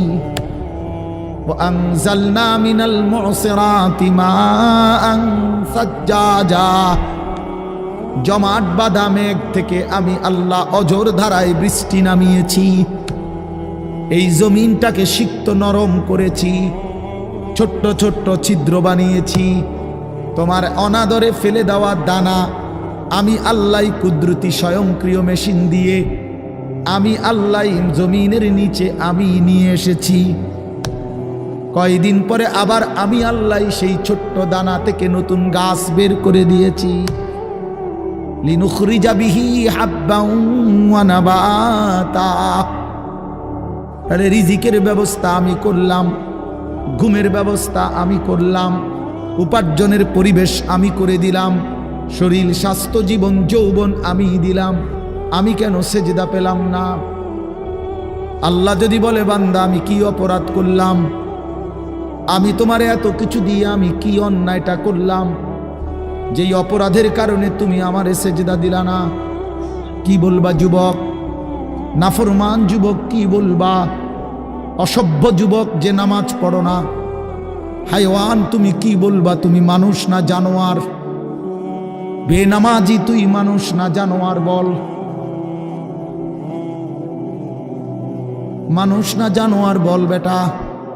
অনেক বেহায়া এখনো হাসে এইখানে, এত বড় অসভ্য বেহায়া, এই বেহায়া এখনো হাসে। চিন্তা করছো নি? হ্যাঁ, এত বড়, এত নির্লজ্জ, এত বড় অসভ্য যে এখনো হাসে। অর্থ হইল আমারই কয়, বুঝেন নাই? বুঝতেছে সে আমারই কয়। আহ আহ, আমার মনে হয় কুকুর রে কইলে কুকুর মাথা নামাইলে। আহা, আমাদের সন্তানদের হালাত কত নাজুক, চিন্তা করে দেখে। মুসলিম সমাজে বসবাস করে, বাপ মুসলমান, মা মুসলমান, চারিদিকে মসজিদ, চারিদিকে মাদ্রাসা, কত দাড়িওয়ালা, টুপিওয়ালা, পাঞ্জাবিওয়ালা। প্রতিদিন মসজিদের মিনারা থেকে উচ্চ কণ্ঠে মাইকের হর্ন দিয়ে আজান হইতেছে। এত বেশি মাইক, হর্ন, মসজিদ, মাদ্রাসার পরিবেশের মাঝখানে থাইকাও এটা কত বড় গাদ্দার, কত বড় গাদ্দারা নাফরমান। এত সুন্দর চারদিকে মসজিদ, মাদ্রাসা, আলেম ওলামা, দাড়ি টুপি, মাদ্রাসার পরিবেশের ভেতরে থাইকাও জানোয়ারে একটা সেজদা দেয় না। কত বড় নিকৃষ্ট জানোয়ার, চিন্তা করছে। এই বাপ, এমন সন্তান পাইলা কবরে যাই আফসোস ছাড়ার কিচ্ছু নেই। আজকে যদি এই আফ্রিকার জঙ্গলে থাকতো তাহলে হয়তো যে বাবা এত বড় আফ্রিকার জঙ্গলে ছিলাম যেখানে কোনো দিন কোনো আজান হয় নাই, যেখানে কোনো মসজিদ দেখি নাই, মাদ্রাসা দেখি নাই, আল্লাহ চিনব কোত্থেকে? আমি তো আফ্রিকার জঙ্গলের ভিতরে থাকতাম। বলেন, একটা ছেলে বলেন, এই ছেলেগুলো বেনামাজি যে ছেলেগুলো, এদেরকে জিজ্ঞাসা করেন যে বাবা তুই কি আল্লাহ চিনলি না, না রাসূল চিনলি না? তুমি বাবা কি মসজিদ চিনলা না, মাদ্রাসা চিনলা না? কোনোদিন কি কোরআন দেখলা না? কারো লাশ, কারো জানাজা, কারো কবর কিছুই দেখো নাই? কিচ্ছুই তোমার কলজার মধ্যে কোনো এক বিন্দু কোনো বিবেক অনুভূতি জাগাইলো না? শুধু নারী, শুধু একটা মোবাইল, শুধু একটা ছবি, শুধু একটা অশ্লীল দৃশ্যের কাছে হেরে গেলা। ছেলেরা বলো বাবা, তোমরা বলো, কার কাছে হাইরা গেলা? কেমনে হাইরা গেলা তুমি? তোমার বাপ মুসলমান, মা মুসলমান, তোমার ঘর মুসলমান, তোমার দাদা দাদি, নানা নানি, চাচা মামা, ফুফা খালু সব মুসলমান। তোমার এলাকার চারদিকে আজান হয়, তোমার মহল্লার প্রত্যেক গলিতে গলিতে মাদ্রাসা আছে, কোরআনের ঘর আছে, তোমারই কোনো না কোনো চাচাতো ভাই, মামাতো ভাই, ফুফাতো ভাই, আত্মীয় কেউ না কেউ হাফেজে কোরআন আছে, আছে না? তালেবে ইলম আছে, মাদ্রাসায় পড়ুয়া আছে। এত কিছু দেখার পরেও যার কলিজায় এক ওয়াক্ত নামাজ পড়তে মন চায় না, তার দিল পাথরের চাইতে শক্ত, তার দিল জন্তু জানোয়ারের দিলের চাইতে নিকৃষ্ট। কারণ এ বড় শক্ত হারামি, মনে রাখে, সে কিছুই মনে করে না আল্লাহকে, কিছুই মনে। এত মসজিদ মাদ্রাসা, এত নামাজ রোজার এত চিহ্ন দেখাও তে কয় আমি কিছুই বিশ্বাস করি না। আমি বিশ্বাস করি আমার জীবন হইল মোবাইল, আমার জীবন হইল নারী, আমার জীবনের অর্থ হইল ছবি, আমার জিন্দিগির মাকসাদ হইল উলঙ্গ ছবি দেখা, নর্তকী দেখা, জিনা ব্যভিচারের দৃশ্য দেখা, মদের আড্ডা, জুয়ার আড্ডা, নারীর আড্ডা, কোন অশ্লীল মেয়ের পিছনে জীবনটা শেষ করে দেওয়া, খালাস। আমি বুঝছি এটাই জীবন। কিসের মসজিদ, কিসের মাদ্রাসা, কিসের আল্লাহ, কিসের রাসূল, আমি এগুলা বুঝি না। এতটা উল্টে গেল কেন? এত বড় লানত হলো কেন বলেন বাবা? অতএব আপনাদের কাছে অনুরোধ করলাম, আপনারা আপনাদের বিবেককে নিয়ে ভাবেন। তোমরা ছেলেরাও বাবা রাগ হইও না, বুঝতে শেখো বাবা। কে ফিরাবে তোমাদেরকে? কে ফিরাবে? কে ফিরাবে? কে ফিরাবে বাপ? তোমরা কি কোনোদিন মরবা না? আজ যদি মৃত্যু হয়, এই বেনামাজি জিন্দিগি নিয়ে কেমনে কবরে যাইবা? ঠিকবা কেমন? এই নাফরমানের জিন্দিগি নিয়ে কেমনে ঠিকবা? এই জন্য আমরা প্রত্যেকেই প্রস্তুতি নেই। যদি ভাবতে শিখি, বুঝি, সামান্য অনুভূতি জাগে, তাহলে এই অনুভূতিটাকে কাজে লাগাবার, একটা জনের গুনাহ মাফ করে নতুন করে নিজেকে আল্লাহর ইবাদত, ঈমান, আমলের দ্বারা সজ্জিত করার একটা শ্রেষ্ঠতম সিজন, মৌসুম আসতেছে, সেটা হলো মাহে রমজান। মাহে রমজান বড় বেশি সুযোগ আসতেছে। আল্লাহ যদি দয়া করে হায়াত দেয়, তো পিছনের সব গুনাহ মাফ করিয়ে নতুন সাজে নিজেকে সজ্জিত করার, আখিরাতের রঙে রঙিন করার, জান্নাতের রঙে নিজেকে গড়ে তোলার এক শ্রেষ্ঠতম মাস মাহে রমজান। রমজান মানে অন্য কিছু, রমজান মানে ভিন্ন কিছু। রমজান মাসে মানে নিজেকে বদলানোর মাস, রমজান মানে নিজেকে পরিবর্তনের মাস, রমজান মানে নিজেকে আখিরাতের রঙে রঙিন করার মাস, রমজান মানে আল্লাহ তাআলার মহব্বতে, রাসূলুল্লাহ সাল্লাল্লাহু আলাইহি ওয়াসাল্লামের মহব্বতে ডুবে যাওয়ার মাস। এটা আমাদের সামনে। আল্লাহ আমাদের জন্য রমজানের হায়াত ভিক্ষা দান করেন। আল্লাহ যেন আমাদের সকলকে রমজান পর্যন্ত পৌঁছিয়ে দেন। এই আয়াত দেখেন, আল্লাহ তাআলা বলছেন, ইয়া আইয়ুহাল্লাযীনা আমানু, হে ঈমানদারগণ, কুতিবা আলাইকুমুস সিয়াম, তোমাদের উপরে রোজা ফরজ করা হলো, কামা কুতিবা আলাল্লাযীনা মিন ক্বাবলিকুম, যেমনটা ফরজ করা হয়েছিল তোমাদের পূর্ববর্তীগণের উপর, মানে পূর্বের ঈমানদার উম্মতদের উপর। কেন ফরজ করা হলো রোজা? উদ্দেশ্য কি? আমি আল্লাহর, লাআল্লাকুম তাত্তাকুন, যেন তোমরা মুত্তাকি হতে পারো, মুত্তাকি হইতে পারো, আল্লাহ ভীরু হইতে পারো। আর মুত্তাকি হলে কি লাভ হবে? উইদ্দাত লিল মুত্তাকিন, আল্লাহ বলে জান্নাত বানানোই হয়েছে মুত্তাকিদের জন্য। মুত্তাকি হবে তো জান্নাতি হবে, জান্নাতি হবে। এই আয়াতটার অল্প একটু কথা, আমি এই আয়াতটাই পড়ছি, সূরা বাকারার 183 নম্বর আয়াত, দ্বিতীয় পারা, দ্বিতীয় সূরা। এটার উপর আর একটু কথা বললে আমার কথা শেষ। আমরা আমাদের যদি পরিবর্তন চাই, পরিবর্তনের সুযোগ মাহে রমজান। আমরা যদি আখিরাত সাজাইতে চাই, আমাদের জন্য শ্রেষ্ঠ সুযোগ মাহে রমজান। আমরা যদি ঘুরে দাঁড়াইতে চাই, আমাদের জন্য শ্রেষ্ঠ সুযোগ মাহে রমজান। মাহে রমজান, আল্লাহ নাফরমানির এই জিন্দিগি আমি ছেড়ে দেব, আপনার রঙে রঙিন হব, তাইলে শ্রেষ্ঠতম সুযোগ মাহে রমজান। মাহে রমজানের মধ্যে অসম্ভব শক্তি আছে, মাহে রমজানের মধ্যে অসম্ভব পাওয়ার আছে। আল্লাহ বলছে, রমজানে বান্দা আইসো আমার কাছে, রাত দিন 24 ঘন্টা আমি আল্লাহ জাহান্নাম থেকে মুক্তি দিতে থাকব। ওয়াতাখাউ মিনান নার, জাহান্নাম থেকে মুক্তি দেব, সারা রাত মুক্তি দেব, সারা দিন মুক্তি দেব। রমজানের প্রতি ঘন্টা, প্রতি মিনিট, প্রতি সেকেন্ড হীরা মণি মুক্তা জহরতের চাইতেও কোটি গুণ বেশি দাম, কোটি গুণ বেশি দাম। আল্লাহ তাআলা সেই মহিমান্বিত রমজান আমাদের সামনে আনতেছেন। আর মাত্র 18-19 দিনও বাকি নাই। এই অল্প কয়টা দিন বাবা, আমাদের উচিত রমজানের জন্য অধীর আগ্রহে মহব্বতের সাথে আল্লাহর কাছে হায়াত ভিক্ষা চাওয়া, যে আল্লাহ এত কাছে আইনা মৃত্যু দিয়েন না, কবরে নিয়েন, আর কয়টা দিন হায়াত দেন, রমজান পর্যন্ত পৌঁছিয়ে দেন। আল্লাহুম্মা বারিক লানা ফি রাজাব ওয়া শাবান ওয়া বাল্লিগনা রমাদান। আল্লাহ তাআলা বলেন, ইয়া আইয়ুহাল্লাযীনা আমানু। দেখেন, এই একটি আয়াতে আল্লাহ 4টা কথা বলছে। একটা হলো হে ঈমানদারগণ, 2 নাম্বার হলো তোমাদের উপরে রোজা ফরজ করা হলো, 3 নাম্বার হলো যেমনটা ফরজ করা হয়েছিল পূর্ববর্তীদের উপরে, 4 নাম্বার হলো যেন তোমরা মুত্তাকি হতে পারো। কয়টা কথা হলো? এই 4টা কথার আমি 4টা আলগা সংক্ষিপ্ত একটু ব্যাখ্যা বলি। 1 নাম্বার হলো হে ঈমানদারগণ, এটা আল্লাহ আমাদেরকে ডাক দিয়েছেন।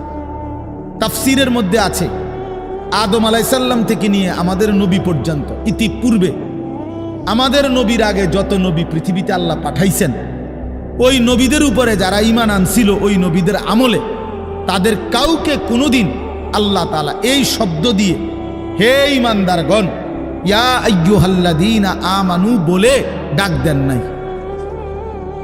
আগে সর্বপ্রথম আমাদের নবী, আখিরি নবী, আল্লাহর বন্ধু, আমাদের নবীর ভালোবাসায় আল্লাহ তাআলা বলছে, বন্ধু, বিগত কোন নবীর ঈমানদার উম্মতকে আমি যেই শব্দে ডাকি নাই, এই প্রথম আপনার ভালোবাসায় আপনার ঈমানদার উম্মতকে আমি ইয়া আইয়ুহাল্লাযীনা আমানু এই নতুন শব্দে ডাক দিলাম। হে ঈমানদারগণ, হে ঈমানদার, তোমরা আমার। তাফসীর ইবনে কাসিরের মধ্যে আছে, যে ঈমানদার সে আল্লাহর বন্ধু, যে মুমিন সে কার বন্ধু? আল্লাহর বন্ধু।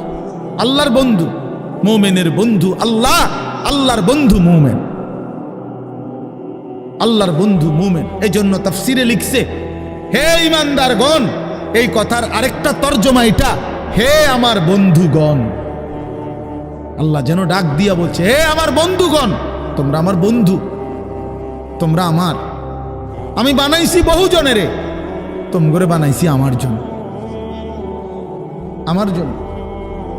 তোমরা আমার, তোমরা আমারে মেনে নিয়েছ, তোমরা আমার কালেমা পড়েছ, তোমরা আমার রাসূলকে মেনে নিয়েছ, অতএব তোমরা আমার। তোমাদের কালেমা লা ইলাহা ইল্লাল্লাহ মুহাম্মাদুর রাসূলুল্লাহ, এটা আমি গ্রহণ করলাম, গ্রহণ করে আমি নিলাম, এই জন্যই আমি তোমাদেরকে ডাক দিলাম। তুমি বলছো আমি এনে ভর্তি অমুক, ওই যে আমারে মোহাম্মদে বলছে, তার ছোট ভাই হাফেজ মুশাররফ কয়, আমার আজকে বললো যে হুজুর ভর্তি করামু আপনার মাদ্রাসায়, তো কি কোন সময় আমু, ফরম নিয়ম কানুন কি? আমি এত কথা তোমার দরকার কি, হাতে ভর্তি হইব সারছে তো আর কি। তার মানে আমি বলতে চাইছি, তারে কি বুঝাইলাম, তোমার এত নিয়ম কানুনের দরকার কি, আমি তারে নিলাম, খালাস, আমি ভর্তি নিলাম। তাইলে অর্থ হইল আল্লাহ তাআলা বলছেন, বান্দা তোমার কালেমা আমি নিলাম, তোমার ঈমান আমি নিলাম, এই জন্য আমি তোমারে মুমিন বলে ডাক দিলাম। আল্লাহ কাউকে নিজের করে ডাক দেওয়া, খোদার কসম, এটা তার জীবনের সবচেয়ে বড় পাওয়া। যদি দিল থাকতো তাইলে আমরা বুঝতাম। এক এমপি সাহেব যদি কারো নাম নেয়, এক মন্ত্রী সাহেব কারো নাম নেয়, আর তারে যদি কেউ আইয়া কয় আজকে তো মন্ত্রী সাহেবের কাছে গেছিলাম আর উনি তোমার নাম নিছে, তোমার কথা ভালো কইছে, বাবা হেতে বেটা তো মানে ঠ্যাঙালগি দিয়ে আটতে লাগবে। হ্যাঁ, বাইতে ইয়া ঘরে বেড়ি কথাবার্তা সাবধান আগের মতো নাই, যেরুম মনে করছে এরুম না। কি কিছে মন্ত্রী সাহেব আজকেও আমার নাম লইছে, জিঙ্গাও মানে সে এটাকে খুব গৌরবের মনে করবে, ঠিক কি না বলেন না কেন? সবার কাছে ঘুরে ঘুরে বলার চেষ্টা করবে আমি কিন্তু মন্ত্রীর পরিচিত। হাদিসের মধ্যে আছে এক সাহাবী উবাই ইবনে কাব রাদিয়াল্লাহু তাআলা আনহু, সাহাবীদের মধ্যে নবীজির সবচেয়ে সুন্দর কোরআন শরীফ পড়তেন যিনি, ওনার নাম হলো উবাই ইবনে কাব। তো এই উনি নবীজি একদিন উনাকে বলছেন এই সাহাবীকে যে উবাই এদিকে আসো, তুমি আমারে কোরআন শরীফ পড়ে শোনাও, বুঝছেননি? তখন ওই সাহাবী একটু লজ্জিত হয়ে বলতেছি, ইয়া রাসূলুল্লাহ, আমি আপনার সামনে কোরআন পড়বো? অথচ কোরআন তো আমরা আপনার থেকেই শুনি, কোরআন আপনার উপরেই নাজিল হয়, আমি কোন সাহসে আপনার সামনে কোরআন পড়ি? তো নবীজি বললেন, শুনো, মহান আল্লাহ পাক রব্বুল আলামিন জিব্রাইল পাঠাইয়া তোমার নাম নিয়া বলছে তোমার কাছ থেকে আমি কোরআন শুনতে। এই আমরা স্পষ্ট হাদিসে পড়ছি, বিশ্বাস করেন। এই সাহাবী এটা শুই না 3 বার জিজ্ঞাসা করছে নবীজিরে, আওয়াসাম্মানি আল্লাহ, ইয়া রাসূলুল্লাহ বললেন কি আমার আল্লাহ আমার নাম নিছে? আমার নাম? আর কোন কি আপনি? নবীজি বলল, হ তোমার নামে তো দিছে। উনি আবার জিজ্ঞাসা করছে, ইয়া রাসূলুল্লাহ সত্যি বলছেন আমার নাম নিয়েছেন আল্লাহ? বলছে, হ তোমার নাম। আবার জিজ্ঞাসা করছেন, হাদিসের স্পষ্ট শব্দ আছে ফাবাকা। 3 বারের পরে এই সাহাবী খুশিতে আনন্দে চিৎকার করে কাঁদতে শুরু করছে আর বলতেছি, ইয়া রাসূলুল্লাহ, এক গোলামের কি পরিমাণ সৌভাগ্য, তার মুনিব তার নাম নিয়েছে। তা আমরা আমাদের কালেমার কি পরিমাণ সৌভাগ্য, আমরা একবার বলেছি কালেমা, আল্লাহ আমাদেরকে ডাক দিছে, ইয়া আইয়ুহাল্লাযীনা আমানু, হে আমার কালেমা ওয়ালারা, তোমরা আমার, তোমরা আমার, আমি তোমাদের ঈমান নিলাম, আমি তোমাদেরকে ডাক দিলাম। এক মুমিনের কি পরিমাণ খুশি হওয়া উচিত আপনি শুনেন। 29 নম্বর পারায় একটা সূরা আছে, সূরায়ে মুরসালাত। এই যে এর আগে একটা সূরা আছে সূরায়ে দাহার, কোরআনুল কারীমের 76 নম্বর সূরা, 2 পৃষ্ঠাওয়ালা ছোট সূরা। এই সূরাটার মধ্যে জান্নাতের বর্ণনা সবচেয়ে সুন্দর, মানে জান্নাতের বর্ণনা হৃদয় কারা এই সূরাতে আছে। এই সূরাটা যেদিন নবীজির উপরে নাজিল হয়েছে, সেদিন নবীজির সামনে একজন কালো রঙের সাহাবী বসা ছিলেন। ওয়া ইনদাহু রাজুলুন আসওয়াদ, কালো একজন রঙের সাহাবী বসা ছিল, উনি বসা ছিলেন। এই সময় এই সূরাটা নাজিল হয়েছে, নবীজি উনাগরে শুনাইছে সূরাটা। তো এই সূরার মধ্যে জান্নাতের এমন হৃদয়গ্রাহী বর্ণনা। এই সাহাবীটা সামনে যিনি বসা কালো রঙের সহজ সরল সাহাবী, উনি এই সূরা এটা শুইনা জান্নাতের আশায় খুশিতে একটা চিৎকার দিছে, এক চিৎকারে হাদিসে আছে উনি ওইখানে ইন্তেকাল করছে এখানে। তখন আল্লাহর নবী বলেন, ওয়াল্লাহি লাকাদ আখরাজা নাফসা সাহিবিকুমুশ শাওকু ইলাল জান্নাহ। নবী বলেন, আল্লাহর কসম, জান্নাতের প্রবল আকাঙ্ক্ষায় তোমাদের বন্ধু জীবন দিয়ে দিল। निकल जाए दम तेरे कदमों के नीचे, यही दिल की हसरत, यही दिल की आरजू है। এটা উর্দু শের আর কি, অর্থ হলো, হে প্রিয়তম, তোমার পায়ের নিচে জীবন দিলাম, জান দিয়ে দিলাম। আর এটাই ছিল আমার সারা জিন্দেগীর তামান্না, দিলের আকাঙ্ক্ষা, যে তোমার জন্য আমি জীবন দেব, আর সেটাই দিয়ে দিলাম। নিকল যায় দম তেরে কদমু কে নিচে, তোমার কদমের নিচে আমার জান গেল। এহি দিল কি হাসরত, এটাই ছিল দিলের আকাঙ্ক্ষা। এজন্য আজকে ছেলেরা কোথায় জীবন শেষ করে দিচ্ছ? এমন সুন্দর জীবন, এমন সুন্দর যৌবন, আহা, শক্তির টাইমটা, জীবনের সক্ষমতার সময়।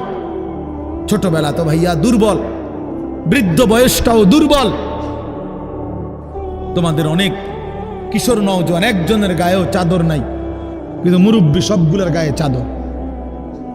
দেখো চাকায়া, এই চাচারা তো আমার সব পরিচিত চাচা। অর্থ হইল এই বৃদ্ধের এই দুর্বলতা তাকে চাদর গায়ে দিতে বাধ্য করেছে। তার শরীরে শীতের অনুভূতিটা বেশি, ঠিক কিনা বলেন না কেন? কিন্তু তোমরা নওজোয়ান, তোমাদের অধিকাংশ কারো গায়ে চাদর নাই। তোমরা দেখো ভাইয়া, আমার গায়ে কোনো চাদরই নাই। তাইলে বুঝাইতে চাইলাম এই শক্তির সময় যৌবন। যুবক চাইলে পাহাড় কাইটা সমান করতে পারবে। যুবক চাইলে সাগর নদী মাটি দিয়ে ভরাট করে দিতে পারে। একটা এলাকার যুবক ছেলেরা যদি চায়, সবার হাতে হাতে মদের বোতল পৌঁছাই দিতে পারবে। একটা সমাজের ছেলেরা যদি চায়, সবার হাতে হাতে নামাজের মুসল্লাও তুলে দিতে পারে। অতএব ছেলেরা, তোমরা যারা যুবক আয়োজন করছো, আমি তোমাদের উৎসাহ দেই, একটু আগাও। এখানে থাইমা যাইও না। একটা মাহফিল করছি, এক ফোটলা বিরিয়ানি খাওয়াই দিছি, খালাস না বন্ধু, একটু আগাও। তোমরা আবার বসো, যে কয়জনে মাহফিলের আয়োজন করছো তোমরা আবার বসো, যে আমরা কেমনে একটু ভালো হইতে পারি, একটু চরিত্রবান হইতে পারি, আমরা কেমনে নিজেরা নামাজ ধরতে পারি। একটু যদি হিম্মত করো যুবক, ইনশাআল্লাহ ভালো হবে। শনিবার দিন আমি আমার মাদ্রাসায় এই শনিবারে সকাল 10টা থেকে বিকাল 4:30 পর্যন্ত, এইবারই প্রথমবার আমি আলাদা 16 বছর থেকে 30 বছরের নিচে যাদের বয়স, এই কিশোর যুবকদের জন্য আলাদা ইসলাহি মজলিসের আয়োজন করছিলাম। আমার শায়েখ আল্লামা মুফতি মুশতাকুর নবী সাহেব বয়ান করছেন, আল্লামা মুফতি আমজাদ হোসাইন সাহেব বয়ান করছেন, হজরত মাওলানা মুফতি ইউসুফ বিন ইকবাল বয়ান করছেন, আমাদের কুমিল্লা ক্যান্টনমেন্টের বড় একজন শিশু বিশেষজ্ঞ ডাক্তার মিজানুর রহমান উনি বয়ান করছেন, আমি নিজে কিছু কথা বলছি। প্রায় 600 ছেলে এন্ট্রিভুক্ত আসছে, এখানে উপস্থিত হয়েছে 600। সন্দ্বীপে, চট্টগ্রামে আমরা প্রতি বছর সন্দ্বীপ যাই, সেখানে 4টা-5টা ছেলে ফজরের নামাজের জন্য, তারা বন্ধু কলেজের ছেলে, 4-5 জন ছেলে মাত্র। ওরা একদিন সিদ্ধান্ত নিছিল, ওরা সবসময় ফজরের নামাজ পড়তো, তো ওরা একদিন সিদ্ধান্ত নিছে যে ফজরের পরে তারা সন্দ্বীপ তো সাগরের পারে, তো সাগরের পারে হাঁটতো তারা। তো তারা একদিন সিদ্ধান্ত নিছিল আজ থেকে 1 বছর আগে, যে আমরা সকালবেলা না হাইটা চলো আমরা বন্ধুদেরকে ফজরের জন্য জাগাই, ফজরের ক্যাম্পেইন করি, ফজরের জন্য গণসংযোগ করি। এই 4-5 জন ছেলে উদ্যোগ নেওয়া শুরু করছে। ঠিক 1 বছরের মেহনতে এই গত নভেম্বর, 24 সালের নভেম্বরে আমি গেছি মাহফিলে, ওইখানে তারা আমার লিস্টেড। ফজরের পরে আমি তাদের জন্য আলাদা বয়ান করছি, তাদের আলাদা মাহফিল হয়েছে ফজরের পরে। মানে রাইতে আমি যেই প্যান্ডেলে ওয়াজ করছি, ওই প্যান্ডেলটা তারা সকালের জন্য আবার ভাড়া নিছে। বুঝেন না এই কথা? আমি ওখানে ছিলাম, আর ওখানে রাত্রে আসা যায় না, ওইটা সন্দ্বীপে স্পিড বোট দিয়ে আইতে যাইতে হয়, তো রাইতে আওয়ানোর সিস্টেম নেই, থাকতে হয়। এই জন্য ফজরের পরে আবার বয়ান করছি 1.5 ঘন্টা। তো ওরা, আমি বললাম এত ভোরে ছেলেরা আইবনি, কয় হুজুর আসবেন ইনশাআল্লাহ, আপনি দেখেন। তারা আমারে দেখাইছে কাগজে কলমে লিস্টেড করা প্রায় 4,500 ছেলে এখন ফজরের নামাজ জামাতে। যুবক চাইলে কি না পারে, যুবক চাইলে ভাঙতে পারে, যুবক চাইলে গড়তে পারে, যুবক চাইলে বুলডোজার দিয়ে সমান করে লাইতে পারে, সমান করে ফেলতে পারে। আবার সেই ভাঙার উপরে যুবক চাইলে গড়তেও পারে। আল্লাহ তাআলা নওজোয়ানের শরীরে অসম্ভব হিম্মত দান করছে, অসম্ভব হিম্মত। এই জন্য বাপ, আমি যুবক যারা, তাদেরকে উৎসাহিত করলাম। মহান আল্লাহ পাক রব্বুল আলামিন আমাদেরকে বলছেন, আমি তোমাদের ইমানদার, ইমান নিলাম, আমি ইমান দিছি বান্দা। আমি গত বছর যখন তাবলীগের সফরে ছিলাম দিনাজপুর জেলায়, গত বছর আগস্ট মাসে 72 বছর বয়স্ক একজন হিন্দু লোককে কালেমার দাওয়াত দিছিলাম। ওনার 2 ছেলে মুসলমান। ওনারে আমি 2.5 ঘন্টা কালেমার দাওয়াত দিছি। আমরা 3 জন আলেম মিলে কত অনুনয় বিনয় করছি, কাকুতি মিনতি করছি, কাঁদছি, চোখের পানি ফেলছি। একটা বার চাচা কালেমা পড়েন, আপনার ছেলে মুসলমান, ছেলের বউ মুসলমান, আপনার নাতি নাতনি সব মুসলমান, আপনি এখনো বসে আছেন কেন? আহা, এই 72 বছর হয়ে গেছে। বুড়া মিয়া কয় আমি ওটা বলবো না। বলে নাই। আমি আমার সাথীদের কাছে, আমার 26 জন সাথী নিয়ে চিল্লাই গেছি, 16 জন আলেম, এক চিল্লা সফরে 950 মানুষ আল্লাহর রাস্তায় বের হয়েছে চিল্লার জন্য। আলহামদুলিল্লাহ, আল্লাহই করাইছে। তো বলতেছিলাম, আমি সাথীদের কাছে এসে বলছিলাম যে দেখেন, 72 বছর বয়স হয়ে গেছে, এক আল্লাহর বান্দা, তার জবান দিয়া কোনোদিন তার মালিকের নামটা বের হয়।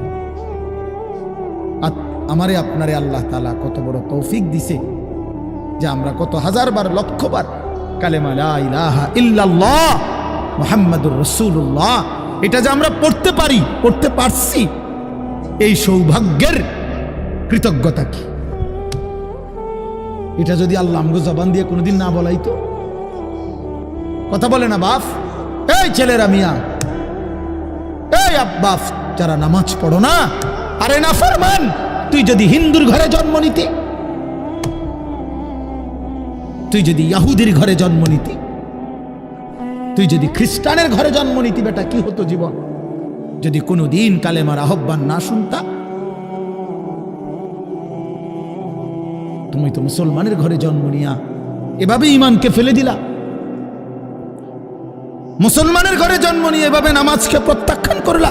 ছি ছি ছি ছি, তোমারে দেখে তো হিন্দুও হাসবে, তোমারে দেখে তো ইহুদিও হাসবে, তোমারে দেখে তো খ্রিস্টানও হাসবে, যে দেখছো হয় নাকি শ্রেষ্ঠ জাতি, ওদের ধর্ম নাকি শ্রেষ্ঠ ধর্ম, ওদের ধর্ম কোরআন নাকি শ্রেষ্ঠ কিতাব, ওদের শ্রেষ্ঠ ধর্ম ওদেরই পছন্দ হয় না, ওদের শ্রেষ্ঠ কিতাব ওরাই পড়তে পারে না। তো এটা কিসের শ্রেষ্ঠ? কথা বলেন না। তাহলে আমি তো আমার ধর্মের অপমান। কথা বলেন না, আমি আমার ধর্মের অপমান না, আমি আমার কোরআনের অপমান। এজন্য তোমরা যারা বেনামাজি ছেলে, তোমরা ধর্মের অপমান। তোমাদের যাদের চুল বেঈমানের মতো, তোমরা মুসলমান ধর্মের অপমান। তোমাদের কারণে আমার ধর্ম লজ্জিত, তোমাদের কারণে ধর্ম বেইজ্জতি হয়েছে। তোমরা ইসলামকে অপমানিত করলা, আল্লাহকে অপমানিত করলা, আমার নবীর শ্রেষ্ঠতম 23 বছরের আদর্শকে তোমরা অপমানিত করলা। এই অপমানের বিচার আল্লাহ করবে, মনে রাখো, ছেড়ে দিবে না বাপ। আল্লাহ কোরআনে বলছে, বান্দা আমি 1 সেকেন্ড ছাড়বো না, আমি হিসাব নিব। তুমি আমারে কি মনে করছো বান্দা? বাদুগা খাওয়াইছি দেখিয়া তুমি মনে করছো আমি মাতি না? হ্যাঁ, কিটা মনে করছো? এ পেশাব পায়খানার ভাত তুমি মনে করছো আমি কিছুই বলবো না, কিছুই বলবো না। তুমি জানো না ফেরাউনকে শোয়াইছে কে? তুমি জানো না কারুনকে শোয়াই দিছে কে? তুমি জানো না নমরুদ সাদ্দাতকে নিশ্চিহ্ন করে দিয়েছে কে? তুমি শোনো নাই? তুমি আন্দাজ করো নাই আমি আল্লাহ কেমন? এই পৃথিবীর কত অবাধ্য জাতিকে আমি আল্লাহ ধ্বংস করে দিয়েছি, শোনো নাই? কই, গোটা পৃথিবীর সমস্ত আধুনিক প্রযুক্তি থাকার পরেও তো বাবা আমেরিকার ওই বেঈমানরা, ক্যালিফোর্নিয়ার লস অ্যাঞ্জেলস তাদের একটি স্টেট আগুনে দাবানলে পুরে ছাই হয়ে গেছে। লক্ষ লক্ষ কোটি কোটি মিলিয়ন বিলিয়ন ডলারের এক এক বিল্ডিং। আপনারা মুরব্বীরা মিলিয়ন বিলিয়ন ডলার কি তাই বুঝতেনও না? কয়টা আপনি 1 মিলিয়ন বিলিয়ন ডলার কত টাকা? কমপক্ষে 300 টাকার বেশি। মানে আপনি এটি বুঝতেনও না, টেহাইডি এটা বুঝতেনও না। কথা বুঝছেন কিনা? হ্যাঁ, আমরা কিতাবে পড়ছি এক বুজুর্গকে, হ্যাঁ, একটা জিনিস দামি ওনার কাছে ছিল, তো ওনার কাছে বলছি এটা আপনি বিক্রি করে দেন। কত মূল্য? উনি বলছে 100 দিরহাম, 100 টাকা। তখন উনি যখন বিক্রি করে দিছে, ওনার 100 দিরহাম দিছে। তো অন্য কেউ ওনারে পরে বলছে, হায় হায় জনাব, আপনি তো বহুত বড় ঠকছেন, মাত্র 100 টাকা দাম চাইলেন, এটার দাম তো আরো অনেক। তো উনি বলছেন, আল্লাহর কসম, 100 টাকার উপরে, 100 দিরহামের উপরে কোনো সংখ্যা আছে? আমার তো এটা জানা নেই, আমার তো এর উপরে কিছু জানা নাই। আমার মেজো বোনের বিয়ে যখন হয়েছিল, মেজো বোন, আমি তখন প্রাইমারি শেষ করে মাদ্রাসায় ভর্তি হয়েছি, এই সময় আমার বোনের বিয়ে হয়েছে। তো বোন জামাই যখন ওই আগে ছোটবেলায় বিয়ের দিন বোন জামাই যখন আসছে, তখন শরবত খাওয়াইছি যে গেইটে নাকি, তখন কিছু টাকা দিতে হয় না, যে শরবত খাওয়ায় তারে। তো আমারে 100টা টাকা দিছে উনি প্রথম। তো এগুলা নাকি ওনার কাছে আরো টাকা ছিল, তো ওই আরো একটু সাফাসাফি করলে আরো দেয়, আরো কিছু দেয়, না মানলে আরো দেয়, এমনি এমনি নিয়ম ছিল। আমার 100 টাকা দিছে, আর এটা দেখে আমি একটা দৌড়ে আইয়ালাইছি। আমার পুরো মনে আছে, একেবারে কসম, আমার পুরো এখনো মনে হইলো আর এই কথাটা। আমার একেবারে আমার ভাই, চাচাতো ভাইটাই বা অন্যরা এত দমকাইছে, বেউকুফ, 100 টাকা লইয়া দুধ দিয়ে আইয়ালাইছ। আমি বলছি, আমি তো আসলে এর চাইতে বেশি টাকা জীবনে আর দেখি নাই। তো বলতে চাইলাম, হাজার হাজার কোটি কোটি মিলিয়ন ডলারের এই বাড়ি ভবন, এগুলো পৃথিবীর সর্বাধুনিক প্রযুক্তি দিয়ে, অত্যাধুনিক প্রযুক্তি থাকা সত্ত্বেও, আধুনিক সরঞ্জামাদি থাকার পরেও বাফ আল্লাহর দেওয়া আযাবে আগুনে যখন জ্বলছে, এই কয়দিন হইল কোনো বেঈমানে 1 সেকেন্ডের জন্য আগুন নিভাইতে পারে নাই। 14,000 ফায়ার সার্ভিস কর্মী একসাথে আপনার পানি দিছে, আরো বাড়ে, আগুন আরো বাড়ছে। তার মানে বোঝা গেল, বাবা, পৃথিবীর কারো শক্তি মূলত কোনো শক্তি না, আল্লাহর শক্তির সামনে, আল্লাহর ফয়সালার সামনে। আল্লাহ যদি ভালো রাখে তাইলেই ভালো থাকা। হ্যাঁ, আপনার টাকা তো আছে 1000 কোটি টাকা, কিন্তু আপনার ফেডে অসুখ, আপনি টেহা দিয়ে কিনবেন। আপনার টাকা তো আছে লক্ষ কোটি টাকা, কিন্তু আপনার তো ডায়াবেটিস, আপনি কিনবেন টাকা দিয়ে? কি করবেন? আপনি 7,000 ধন হইলেও কি লাভ হবে আপনার?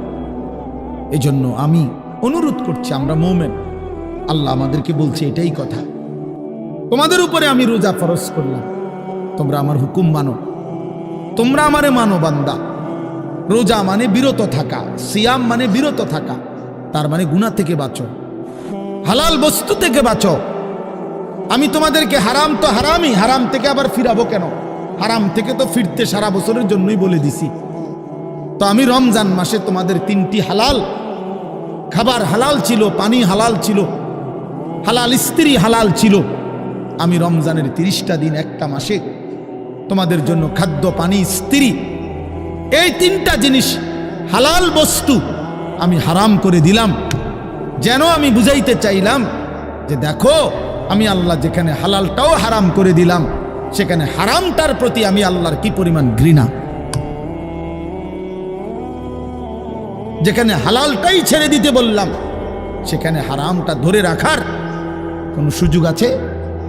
অতএব মিথ্যা, চুরি, ডাকাতি, জিনা, ব্যভিচার, মদ, জুয়া, নাচ, গান, সুদ, ঘুষ, মা বোনদের বেপর্দা জিন্দিগি ছেড়ে দেন, ছেড়ে দেন। একজন বুঝলে একজনে, কোনো অসুবিধা নাই, আমার কোনো আফসুস নাই।